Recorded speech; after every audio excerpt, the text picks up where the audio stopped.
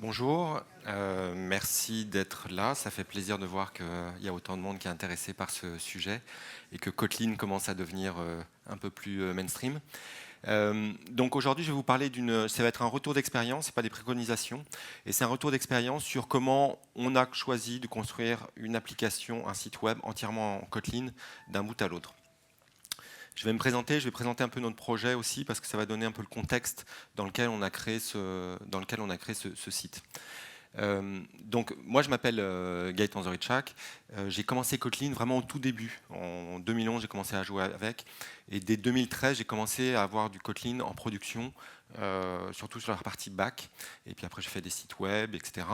Et puis il y a quelques temps j'ai créé une société qui s'appelle Data2Viz et où on fait des outils de data visualisation basés sur du Kotlin, avec l'objectif d'avoir du Kotlin multiplateforme et de pouvoir le déployer sur différentes plateformes. Donc ça, c'est le genre de choses qu'on fait. Donc ça, c'est le projet qui s'appelle aussi Data2Viz, le même nom que la société. Et en fait, ça va être une bibliothèque d'algorithmes qui vont nous permettre de faire du layout, donc par exemple pour faire ce genre de représentation-là, qui vont permettre de gérer les couleurs, qui vont permettre de gérer, de dessiner des formes sous forme de passes, un peu dans différentes manières, gérer des gradients, gérer des animations. On a des algorithmes de force, on a des algorithmes de projection géographique. Et ce qui est intéressant, c'est qu'on va pouvoir le déployer sur Android, mais aussi en desktop, aujourd'hui en JavaFX, et également en JS, en utilisant Kotlin JS. Donc là, c'est le même code qui tourne, qui est compilé pour différents environnements. Et donc, votre code commun, vous pouvez le déployer dans différents environnements. Et donc là, ça, c'est une autre librairie qu'on fait qui s'appelle charts.kt. Et donc, l'idée de ça, c'est de faire des graphiques de manière très simple. Et donc là, on crée un DSL. Et avec le DSL que vous voyez sur la gauche, et finalement, vous arrivez très facilement à créer un graphique en quelques lignes de code. Vous allez bénéficier à la fois du typage qu'offre Kotlin pour avoir l'aide de l'IDE qui va vous donner accès aux bonnes fonctions, etc. et qui va vous permettre en fait très facilement de créer un graphique. Et donc l'objet du site dont je vais vous parler aujourd'hui, play.data2viz.io, c'est de faire la démonstration, d'expliquer aux gens ce que font nos librairies. Et donc ça va leur permettre d'apprendre via la documentation, de découvrir des visualisations existantes, de créer leurs propres visualisations et de les partager. Donc ça c'est le site tel qu'il est aujourd'hui. Et vous pouvez et ce qui est intéressant, le site est quand même assez poussé dans la mesure où en fait vous allez avoir au milieu de la documentation des bouts de code que vous pouvez modifier et voir le résultat immédiat de la modification du code. Là, ça rebondit un peu sur ce que disait sur la présentation qu'il y a eu en keynote, les échelles de couleurs, ce genre de choses-là. Il y a des règles qui sont assez précises quand on fait de la visualisation, et donc on va expliquer tout ça au travers de ce site, et puis de montrer aussi des choses un peu plus rigolotes comme l'utilisation des forces, les algorithmes de force et comment ces algorithmes peuvent nous permettre de faire des choses assez étonnantes finalement, facilement, juste en branchant des algorithmes. Et enfin, la possibilité de créer votre propre visualisation, de modifier votre code. Votre code, il est compilé à la volée. Sur le serveur, on fait une compilation, on le récupère en JavaScript et on l'exécute automatiquement pour l'afficher finalement dans un canevas. Et donc là, vous voyez que vous pouvez visualiser tout l'existant et accéder au code pour voir comment, par exemple, cette visualisation a été faite. Et donc là, vous pouvez faire un copier-coller en fait le code pour le reproduire chez vous. Donc voilà, c'est ce site-là que je vais vous présenter. Alors ce site, j'avais un certain nombre d'objectifs derrière ce site. C'est que déjà, je voulais avoir du server-side rendering. Je voulais que chaque page soit parsable par un moteur de recherche et qu'elles soient toutes que bien indexé, etc. Et donc, je voulais vraiment que le site soit vu par Google comme un site standard. Malgré le fait qu'il y ait du server-side rendering, comme vous avez pu le voir, je souhaitais avoir une expérience utilisateur assez bonne et donc avec des interactions quand même relativement poussées au niveau client. Donc je voulais pouvoir programmer les interactions de manière assez fine sur du côté client. Je ne voulais pas avoir des échanges serveurs tout le temps. Donc voilà, je voulais mixer les deux. Je voulais que mon site il puisse à l'avenir accueillir un certain nombre de fonctionnalités, c'est-à-dire qu'aujourd'hui il y a quelques éléments, mais demain pourquoi pas écrire des articles directement via ce site et puis avoir des articles dans lesquels au milieu on mettrait des visualisations, pourquoi pas mettre des parties privées, etc. etc. Donc voilà, je voulais que ce soit quand même quelque chose de solide et ce n'était pas juste un petit site comme ça. Je voulais de la productivité et de la simplicité, donc ça c'est ce qu'on cherche tous. Mais moi, c'est pas le projet essentiel, c'est pas là-dessus qu'on passe le plus de temps. Donc en fait, c'est un projet sur lequel on vient de temps en temps, et je voulais pas que la charge mentale pour se dire tiens comment ça marche ce site, je voulais pas que ce soit trop compliqué. Je voulais pouvoir y revenir et puis rapidement dire ok c'est là le truc, je fais ma petite modification, je corrige, je rajoute une fonctionnalité, puis ça va. Je voulais limiter les dépendances dans le sens où je ne voulais pas faire des choix qui soient des choix trop définitifs. Par exemple, aujourd'hui, quand on fait une application cliente en Angular, il y a des chances qu'on ne change pas, quoi. On réécrira tout. Donc je ne voulais pas avoir ce type de lien trop fort. Je voulais avoir un workflow de dev et de déploiement qui soit efficace et aussi une montée en complexité qui soit assez progressive. Ma contrainte principale, c'est la toute petite équipe qui allait travailler dessus, car c'est essentiellement moi qui ai fait tout le code. Moi, j'ai dû en faire 95%. Par contre, j'ai aussi des libertés, c'est-à-dire que je n'ai pas besoin de résoudre tous les problèmes. Et c'est pour ça que ce que je vais vous présenter, ce n'est pas des préconisations, c'est bien un retour d'expérience. Je ne dis pas faites comme ça, c'est plus voilà comment moi j'ai abordé mon problème et ce que les choix que j'ai faits. Et puis dans les libertés aussi, c'était de pouvoir me faire plaisir. Moi, j'aime bien le Kotlin, donc plus je peux en mettre, plus je suis content. Et puis j'ai pas trop de contraintes de quelqu'un qui va me dire tiens, utilise tel framework, etc. Donc voilà, c'est important d'être content quand on revient sur notre code. Donc maintenant, je vais vous parler un peu de l'architecture. Et puis pour parler de l'architecture, on va partir du back et puis on va remonter petit à petit. Donc on va commencer avec la persistance. Alors, excusez-moi, j'ai d'abord une question. Combien d'entre vous n'ont jamais fait de Kotlin? Si vous pouvez lever la main. Ok, un petit quart, on va dire. Ok, très bien. Donc, la base de données que j'ai choisie, c'est Exodus. Je ne sais pas s'il y en a parmi vous qui connaissent cette base de données. C'est une base de données embarquée qui tourne dans une machine virtuelle Java. Donc qui est transactionnelle, qui ne prend pas de schéma. Et voilà, moi ce qui m'intéressait là-dedans, c'est qu'en fait elle est embarquée, donc en termes de déploiement, c'est quand même assez facile. C'est une base de données qui fait ses preuves. Elle est utilisée par UTrack. Donc UTrack, il y a plusieurs millions d'issues qui sont sur UTrack, sur l'instance principale de UTrack. Et derrière chaque faut imaginer que derrière chaque issue, il y a des images, il y a du code, etc. Il y a pas mal de choses. Donc une base de données qui tient déjà 2 millions d'entrées avec beaucoup d'interactions, etc. Ça me va, je sais que ça va me suffire, quoi. Si jamais ça ne suffit pas, c'est que j'aurai vraiment un problème de riche. J'aurai une équipe pour gérer la transition, ce ne sera pas trop compliqué. Et cette base de données, elle existe en trois versions différentes. Vous pouvez la démarrer en 3 versions différentes, soit sous un mode key value storage, soit un file system virtuel, soit, ce qui m'intéressait plus, sous forme d'entity store, où vous allez pouvoir stocker des entités, mettre des liens, avoir des entités qui ont des propriétés, créer des liens entre les propriétés. Donc c'est ce qui m'intéressait pour mon projet. Ça, c'est le code que vous avez quand vous utilisez cette base de données. Donc là, vous démarrez une instance de base en indiquant juste sur quel répertoire les données vont être stockées. Vous démarrez une transaction, vous créez une entité, vous positionnez ses propriétés, et puis vous allez pouvoir créer des liens entre vos 2 entités, faire un commit, et puis faire vos requêtes derrière. Okay, c'est facile, mais c'est pas très funky comme code. Comme vous voyez tous les points virgules, vous doutez bien qu'on est en Java.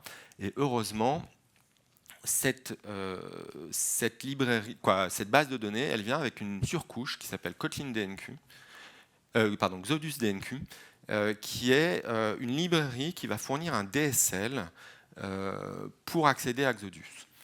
Et l'intérêt de ça, c'est que Kotlin a cette capacité en fait, à vraiment créer des DSL, les Domain Specific Language, qui vont permettre d'aller plus loin que la simple API, en fait. C'est-à-dire que vous allez écrire un code qui est très naturel, ou en tout cas qui va être très lisible, et c'est souvent assez intéressant, quoi. Une librairie qui fournit un DSL, une librairie Kotlin qui fournit un DSL, c'est qu'elle va un peu au-delà, et elle vous permet de faire les choses plus simplement. Et donc ça va nous permettre de faire à la fois la définition des données, la mise en place de contraintes, et de faire le requêtage. Donc là, typiquement, c'est la façon, c'est le code, ça c'est du code qui provient de mon projet, où je décris mon entité. Donc ce qui est assez intéressant, c'est que je définis la classe, et je définis aussi le modèle de données, c'est-à-dire qu'il n'y a rien de plus que ça, c'est-à-dire qu'il n'y a pas l'équivalent d'un fichier de data, de description des données, tout est dans mon code. Et là, je vais indiquer le type de mes propriétés. Est-ce que c'est des propriétés qui sont obligatoires? Est-ce qu'elles peuvent être nulles? Hop là. Et je peux mettre des contraintes, je peux mettre des liens entre mes entités, et je peux aussi mettre des règles de mise à jour quand il y a des liens pour dire, bah, tiens, voilà, si je maintiens quand j'ai un sketch, le sketch, c'est le code qui est derrière une visualisation. S'il y a un fork, je maintiens la relation entre le parent, l'enfant, etc. Qu'est-ce qui se passe quand je supprime? Ça, je vais pouvoir le définir assez simplement dans ce DSL. La librairie, elle me permet aussi d'aller assez loin. Et donc, quand je vais définir une propriété, donc là, typiquement un email, je vais pouvoir donner, par exemple, dire, je rajoute une contrainte, je veux que l'email soit unique dans toute ma base et qu'il n'y ait pas deux fois le même email qui soit utilisé, qu'il n'y ait pas deux utilisateurs différents qui utilisent le même email. Et puis, je vais rajouter une règle au moment de l'insertion en base pour être sûr que je n'ai pas de blancs qui sont ajoutés à gauche ou à droite. Et après, j'ai des fonctions de requêtage qui me permettent d'aller assez loin, de faire du requêtage classique, mais aussi de gérer des unions, des intersections. Et je vais avoir une performance très importante là-dessus. Donc, ça m'allait très bien. J'ai mis ça en place. Ça, c'est par exemple des tests. Le test que j'écris pour justement vérifier que mes règles de mise à jour entre mes entités sont bien effectives. Et ben, l'intérêt que j'ai, c'est que comme c'est une base de données embarquée, quand je fais mes tests, finalement, vous voyez que là, à chaque test, en fait, je crée une nouvelle base de données. En fait, j'utilise des répertoires temporaires. Et à chaque test, je crée une nouvelle base de données. Donc, ça me permet de faire des tests très simplement avec une base de données propre. Et puis, je suis après le chargement du premier, je suis à quelques dizaines de millisecondes pour exécuter mon test. Donc, quelque chose de très efficace. Donc voilà, j'ai ma base de données. Je vais remonter d'un niveau. Et qu'est-ce que j'ai utilisé comme serveur? Donc le serveur, j'ai utilisé Ktor. Parce que c'est un serveur qui tourne en JVM, qui est fait dès le départ, qui a été créé pour utiliser complètement Kotlin, et à nouveau pour utiliser un DSL, un DSL pour faire la configuration. Donc ça va vous permettre à nouveau d'avoir des choses qui sont assez intéressantes, parce que là, par exemple, vous définissez là c'est mon module principal, et puis j'indique les fonctionnalités que je vais avoir en fait sur mon serveur. Et je lui dis, sur ce serveur-là, je veux que tu actives la compression des échanges. Donc là, j'ai fait aucun paramétrage de la compression, mais l'utilisation de Kotlin va vous permettre ce genre de structure où en fait vous démarrez une lambda, et en fait la lambda qui est ici, elle utilise le contexte dans lequel elle a été ouverte. Donc en fait, là, le code qui est ici, en fait, c'est un code de configuration qui correspond spécifiquement au status page, par exemple. Et donc là, ce exception, c'est une méthode qui est disponible uniquement parce que je suis en train de faire la configuration de mes status page. Donc c'est des constructions de code qui sont hyper efficaces, et là qui me permettent typiquement de lier mon propre code, où là je suis en train de ça c'est les exceptions qui proviennent c'est mes classes, là, ce authentication code et ce authentication exception et ce authorization exception. Ces deux exceptions, en fait, je vais les mapper en disant, je veux que tu prennes cette exception, que tu la prennes en code comme avec le code d'erreur forbidden, par exemple, quoi. Et donc, à ce moment-là, tu vas relayer sur la bonne page d'erreur, etc. Et donc, ça permet quelque chose de très fluide, où finalement, je lis mon propre code avec la configuration du serveur. Bon, si vous avez des questions sur les sujets que je suis en train d'aborder, vous pouvez essayer de vous crier fort et puis je répéterai la question. Ça, c'est le code que j'ai derrière pour répondre à mes requêtes. À nouveau, on a quelque chose de très compact, pour moi, qui me semble très efficace. On n'a pas d'annotation ou extrêmement rarement. Et donc là, je suis en train de définir ce que j'ai derrière l'URL sketches, ce que j'ai à la racine, ce que j'ai quand je dis new, etc. Et finalement, il y a très peu de bruit. Donc, je vais pouvoir utiliser des extensions de fonctions, par exemple, quand je veux extraire des choses un peu plus complexes. Donc, je dis, bah, tiens, de mon appel, je veux que tu récupères le user actuel. Ou bien je vérifie que il y a ce paramètre qui est un paramètre requis, donc voilà, là je suis sûr d'avoir quelque chose qui n'est pas nul, etc. Donc ça permet, à nouveau, ça ne se voit pas beaucoup, mais ça permet d'avoir quelque chose de très propre. Et en tout cas, quand on revient sur le code et qu'on le lit, je dirais même si vous n'avez pas fait de Kotlin ou si vous n'avez pas utilisé Ktor, vous comprenez ce qui se passe. Quelqu'un qui vient, en termes de lisibilité, il a quelque chose d'efficace. C'est un des gros avantages de ce langage. Alors, j'ai choisi mon serveur, mais après, il fallait que je choisisse mon moteur de templating. Comment est-ce que j'allais faire mon rendu? Alors, Ktor, il permet de brancher un certain nombre de moteurs de templating. Donc, vous pouvez mettre du Velocity, vous pouvez mettre du FreeMarker, vous pouvez mettre du Moustache et d'autres choses encore. Mais moi, ce qui m'intéressait, c'était à nouveau d'être en Kotlin. Et donc ça, il y a une librairie qui s'appelle Kotlin XHTML, qui est une librairie qui avait été évoquée dès la création d'un langage, qui disait, en fait, le langage tel qu'il est conçu, en fait, on pourrait écrire du HTML sous forme de code Kotlin. Et là, quand vous regardez sur la partie droite, vous voyez bien que vous avez toute la structure du code HTML, donc là, la création d'une div, de le positionnement des classes, etc. Mais on est dans du code Kotlin pur. Donc c'est un gros avantage, c'est que contrairement à un moteur de génération de code, de génération de HTML où il y a une couche d'interprétation, là non, c'est du code compilé et vous avez accès à tout ce qui est possible en Kotlin. C'est-à-dire que là, vous êtes voilà, vous avez le langage, si vous voulez faire des if, else, des boucles, utiliser when, utiliser tout ce que vous voulez, vous êtes dans le langage, c'est compilé. Et donc, un gros intérêt. Par contre, on se rend compte qu'il y a un petit truc qui va être un peu pénible, c'est que quand on va passer de HTML à ça, il faut réécrire faire toute la transformation, quoi. Et donc, c'est passer un peu de temps. Donc, je ne voulais pas trop m'embêter avec ça. Donc, je voulais m'embêter une seule fois avec ça. Donc, ce qu'on a fait, c'est qu'on a créé un plugin. Et on a créé ce plugin qui s'appelle HTML to Kotlin XHTML. Donc, il est disponible pour IntelliJ IDEA. Et voilà, il est assez utilisé. Et donc là, pour vous montrer comment ça fonctionne, donc là, moi, j'utilise un moteur de CSS qui s'appelle Bulma. Là, je veux utiliser ce formulaire, par exemple. Je vais copier mon code, ma snippet de code HTML. Je reviens dans mon code Kotlin. Je colle. Il me dit OK, j'ai détecté que c'était de l'HTML. Est-ce que tu veux le changer en Kotlin? Il fait la conversion. Donc là, j'ai un point à changer parce que le Kotlin XHTML est plus typé, donc ils ont essayé d'aller un peu plus loin. Mais voilà, finalement, j'ai 97% de mon code qui passe comme ça, et puis j'ai des petites retouches, donc je gagne beaucoup de temps. Je redémarre mon serveur, et je fais la mise à jour de ma page, et j'ai mon formulaire qui est là, parce que voilà, j'utilise Bulma pour faire ce site web là. Donc voilà, quelque chose d'efficace pour écrire ce code. Il a fallu faire le travail d'écrire le plugin, mais c'était finalement pas si compliqué que ça.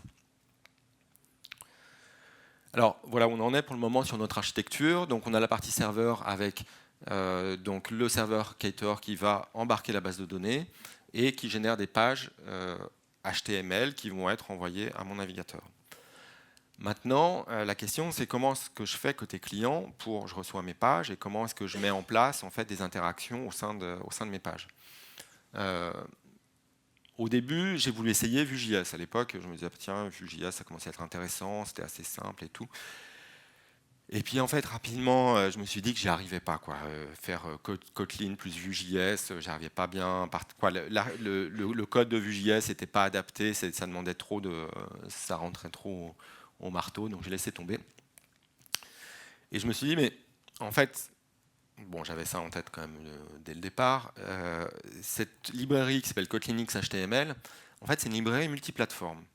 Ça veut dire que le code que vous allez écrire, en fait, vous pouvez l'utiliser aussi bien dans une JVM que sur la partie JS.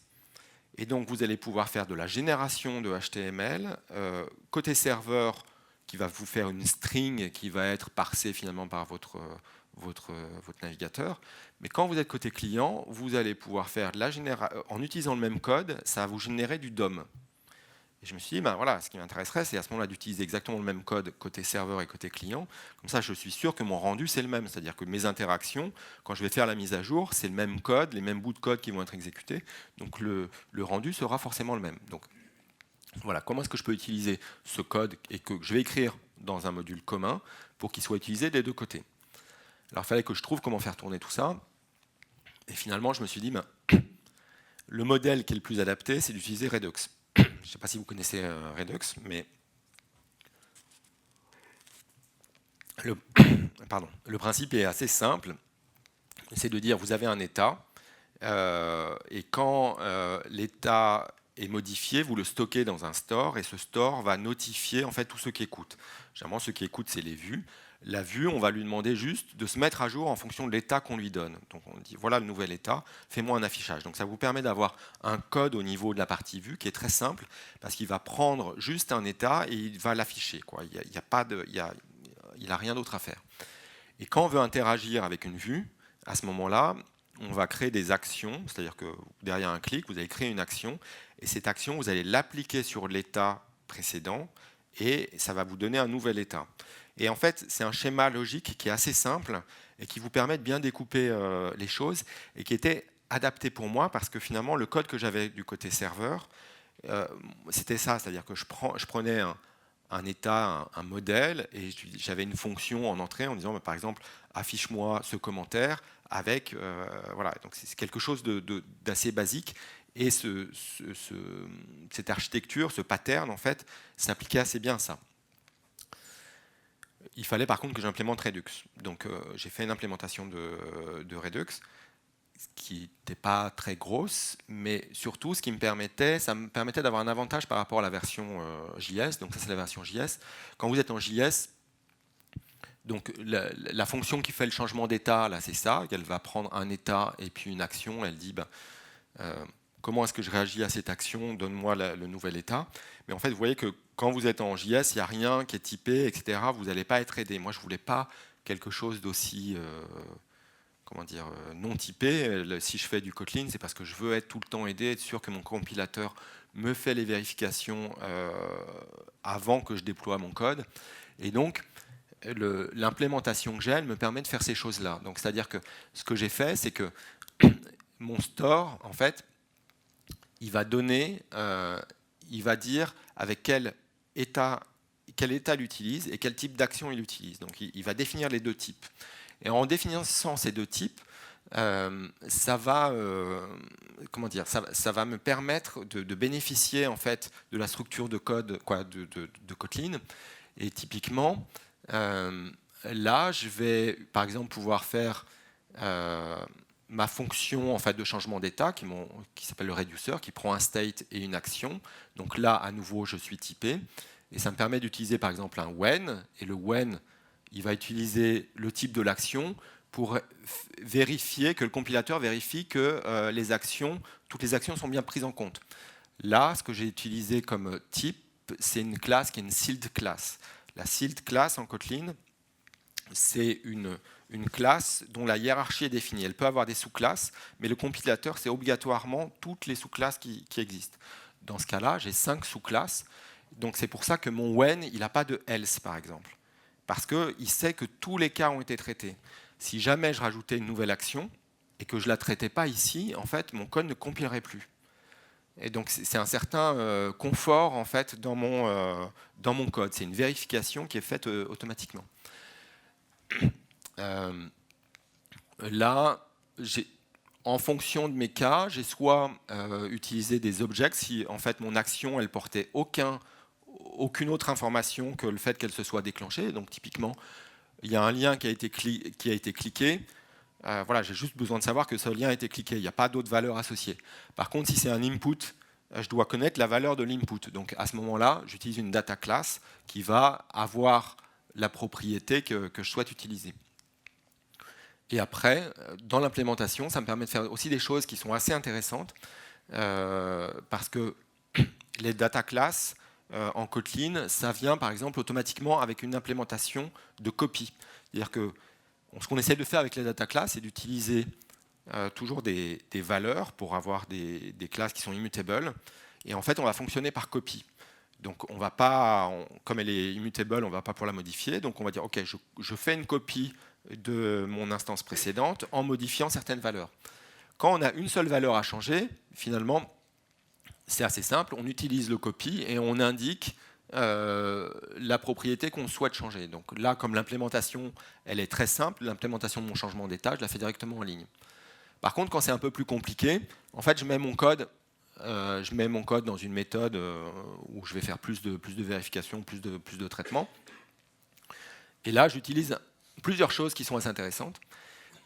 C'est que en Kotlin, il dit, en fait, quand vous faites un test sur une action, il va tester le type, et donc il considère qu'une fois qu'il a testé le type, il a déjà fait le cast, en fait. C'est-à-dire que quand je suis sur cette partie-là, mon action, il considère que c'est une pass change action. Ici, il considère que c'est une reset email changed action. Donc, je peux, et c'est pour ça qu'ici, il m'a dit qu'il y avait login, parce qu'il n'y a que le username action qui avait login. Voilà, il fait cette vérification, et il me donne accès qu'à ce qui est disponible dans cette portion de code-là. Et là, petite astuce que j'ai utilisée encore, c'est que j'ai utilisé l'opérateur en considérant que je prenais un état, je lui ai ajouté une action, ça me donnait un nouvel état. Donc c'est pour ça que je l'ai implémenté comme ça, sous forme d'un opérateur, en disant sur mon login form state, j'utilise l'opérateur plus avec mon action et je fais tout ce que j'ai à faire là-dedans. Donc un code, une implémentation de Redux qui est assez intéressante parce que finalement je bénéficie au niveau de l'IDE, au niveau du compilateur, de tout ce que peut m'apporter le typage de Kotlin. Et donc ça c'est après, donc il fallait que je branche par contre dans ma page les actions, donc ça c'est la méthode que j'ai utilisée. Finalement, j'ai essentiellement fait des sélections pour aller rajouter mes événements sur mes éléments du DOM. Et puis après, quand il se passe quelque chose, je dispatche mon action à mon store qui va lui notifier à nouveau ma vue pour qu'elle se mette à jour. Alors j'avais quand même un petit truc à faire aussi. C'est qu'au début, j'avais eu une implémentation un peu naïve où je me disais, tiens, je vais créer des morceaux de DOM et puis je vais remplacer le DOM existant. Mais en fait, c'était pas aussi simple que ça clignotait un peu. Quand on était en train de taper, finalement, notre curseur, il partait avec le bout de DOM qui était parti dans la nature. Et donc, il a fallu que j'implémente un virtual DOM, mais en fait, c'était pas grand-chose. Finalement, en 120 lignes de code, j'avais la mise à jour, en fait, de mon DOM, c'est-à-dire je récupère un nouveau DOM qui correspond à mon nouvel état et je fais une fusion en fait avec le DOM existant et c'est juste ces lignes de code là qui vérifient ce qui doit être mis à jour, est-ce qu'il y a un attribut qui a changé, est-ce qu'il a été modifié, etc., etc. Et donc ça me permet après d'écrire ce code là dans la vue. Donc là, ça, c'est ce que je reçois Attends, pardon, il faut que je boive un peu parce que je ne vais plus arriver à parler.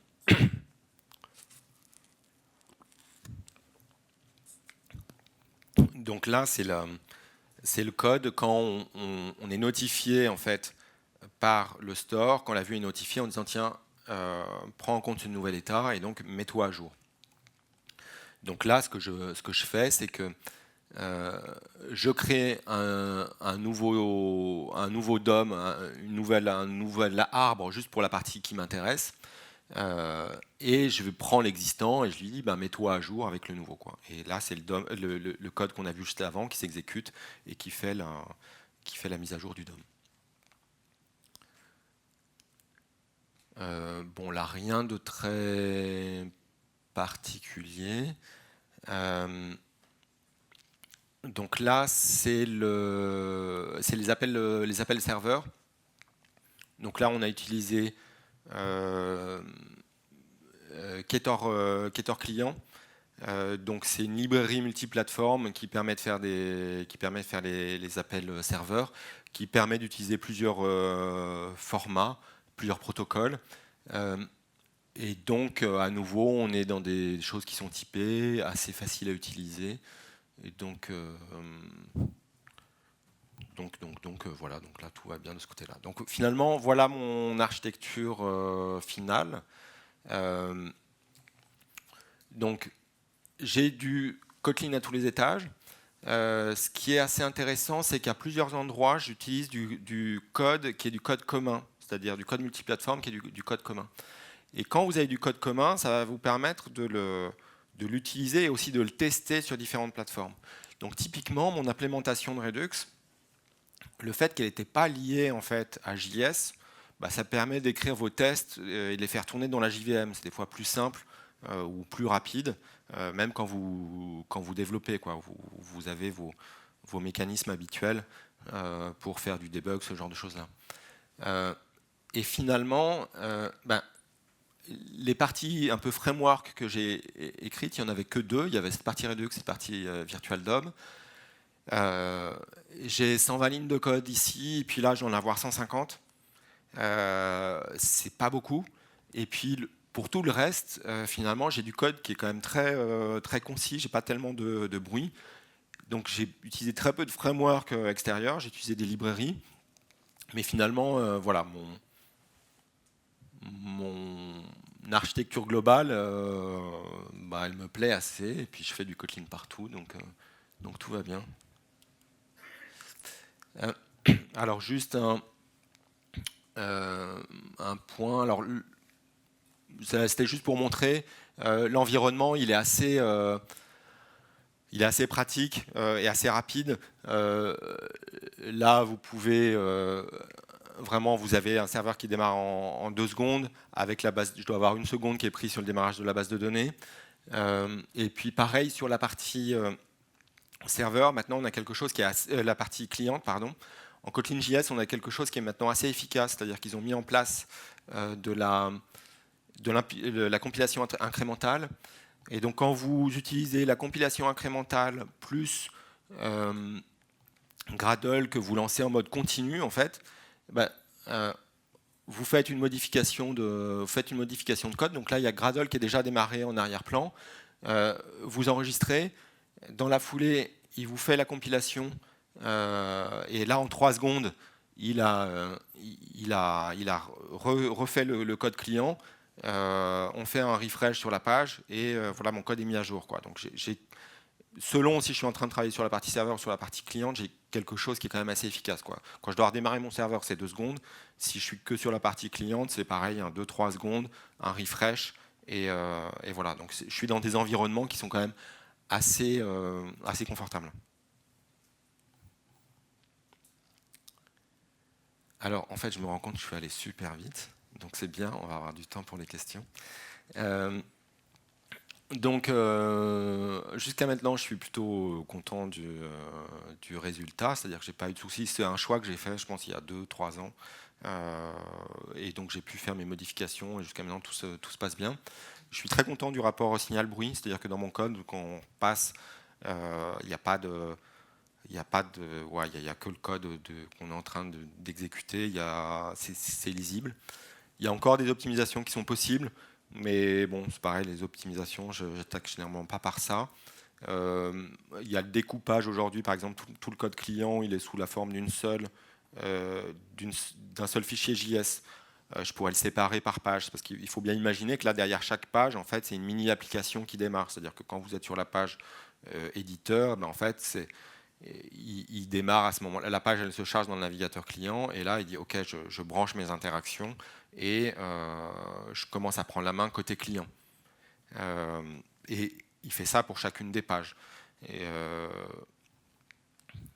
je pourrais optimiser pour dire, bah, finalement, voilà, chaque page a son propre JS, mais c'est voilà, c'est des petites choses. Donc on a du temps et je peux répondre à toutes vos questions. On a 9 minutes de questions, si vous voulez. Alors oui, je vais répéter les questions ainsi. Ouais. Alors, la question, c'est comment se déroule le debug côté client. En fait, ça se passe assez bien parce que en fait, vous pouvez générer des source maps. Et donc, en fait, le source map, il va être interprété par le navigateur, et en fait, vous allez accéder en fait à votre code Kotlin sous Chrome. Et vous pouvez même mettre le debug, donc le debug de votre code Kotlin dans Chrome, et aller inspecter en fait votre variable. Et vous avez la possibilité de le mettre en inline, et comme ça, il est directement vous avez votre fichier JS, et puis à côté, vous allez avoir le même nom de fichier avec le point map, dans lequel toutes les sources seront incluses. Donc il n'ira même pas faire d'appel pour aller chercher votre code serveur. Alors il faut savoir que là, typiquement, nous, on a un gros client qui est un éditeur logiciel qui avait une solution en version Swing en fait, dans l'industrie, etc. Ils sont en train de migrer en JS, et eux, ils ont vraiment fait le choix de partir sur Kotlin parce que finalement, ils se sentaient quand même beaucoup plus naturel d'être dans un environnement finalement plus typé et qu'ils maîtrisaient, et ils utilisent nos librairies pour faire toute la partie visuelle. Donc il y a en ce moment des gens qui utilisent vraiment Kotlin pour faire du JS.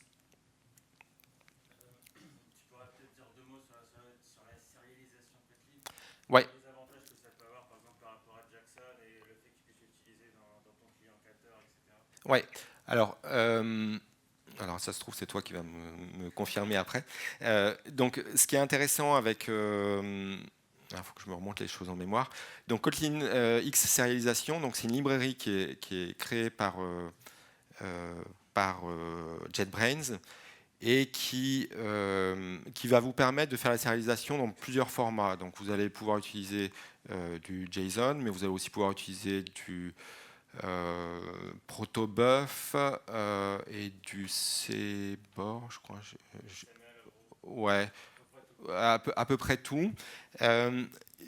Ça gère aussi le polymorphisme, des choses comme ça. Et puis ce qui est intéressant, c'est que, comme vous savez, en Kotlin, on traite différemment les propriétés, si elles sont nullable ou pas nullable. Et donc ça, c'est des particularités qui doivent être prises en compte aussi dans des mécanismes de sérialisation. Et donc là, l'utilisation de Kotlin X Serialisation va vous permettre vraiment de bénéficier de tout ce que vous avez en Kotlin pour faire la sérialisation. Tu penses à d'autres choses peut-être? Le fait que tu puisses utiliser dans ton JS, par exemple, ça c'est intéressant. Ouais. Et donc effectivement, à nouveau, c'est une librairie multiplateforme. Donc c'est-à-dire que la même librairie va être utilisée côté serveur et côté client. Et donc côté client, quand vous l'utilisez côté client, en fait, il va s'occuper tout seul de faire la désérialisation côté JS. Mais vous allez pouvoir l'utiliser en Android, et vous allez aussi pouvoir l'utiliser en native. C'est-à-dire qu'aujourd'hui, il y a dans les plateformes, quand on parle de multiplateforme en Kotlin, c'est JVM, Android, JS et Kotlin Native, ça veut dire iPhone et tout ce qui peut exister en natif. Et donc c'est aussi assez intéressant parce que ça ouvre un monde. Là aujourd'hui, il y a quand même quand même un certain nombre d'entreprises qui sont en train de faire ce mouvement, de dire finalement on met une bonne partie de notre code aussi côté iPhone. Une partie de notre code Kotlin va aller dans l'iPhone pour avoir une partie code commun plus importante.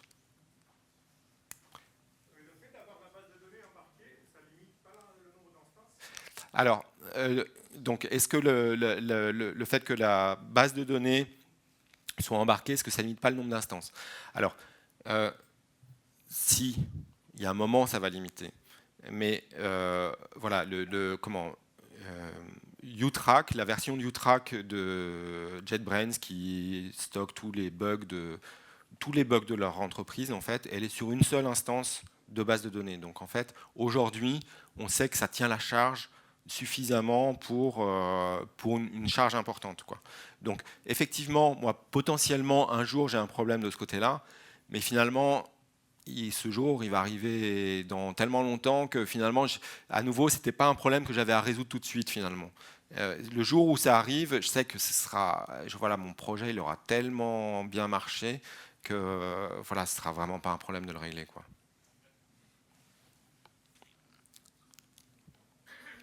Je peux répéter hein, si.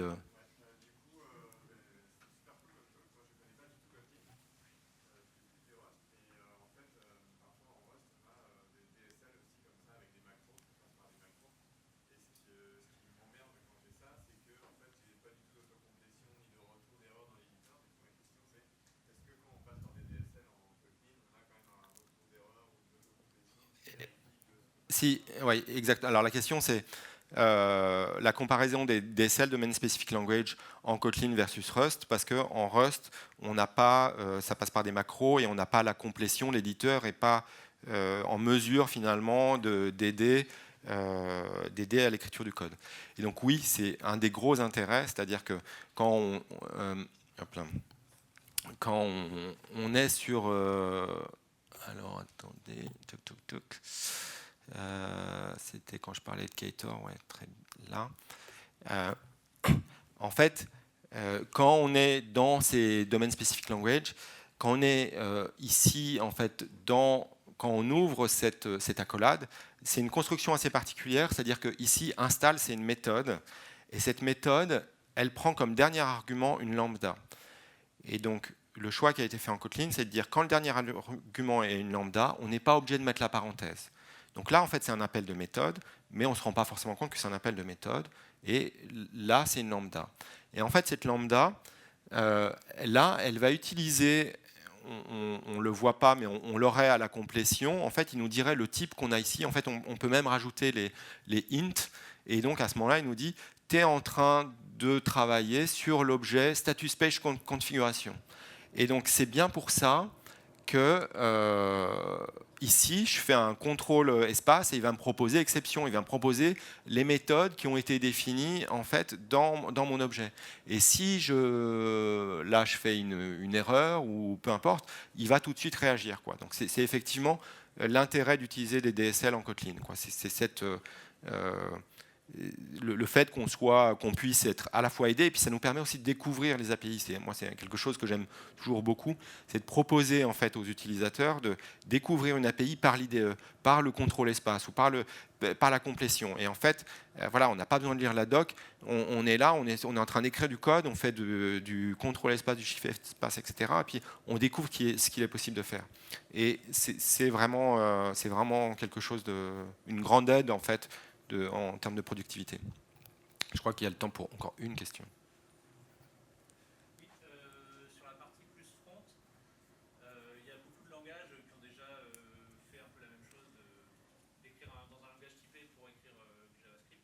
Ouais. Et souvent, le problème, entre guillemets, c'est comment j'intègre des librairies existantes JavaScript, parce qu'en fait, il y a des milliers, Ouais. de librairies JavaScript. Et il y a Ok. souvent, Ouais. Alors, comment est-ce qu'un langage qui fait de la génération de JavaScript est capable de s'interfacer avec des librairies existantes? Alors ça, c'était un point aussi très important de Kotlin multiplateforme, c'est de dire l'interopérabilité. Donc l'interopérabilité, ils essaient de l'avoir avec toutes leurs plateformes. Et donc en JS, on peut utiliser des librairies existante. Et donc, alors, soit il nous propose une définition qui est auto-générée, et voilà, et donc on va utiliser en fait des espèces de stubs. En fait, il y a marqué external interface qui va permettre de définir l'API pour accéder à la librairie existante. Si jamais ce n'est pas parfait, vous pouvez le réécrire un bout à la main et vous donnez juste l'interface pour l'API que vous souhaitez utiliser.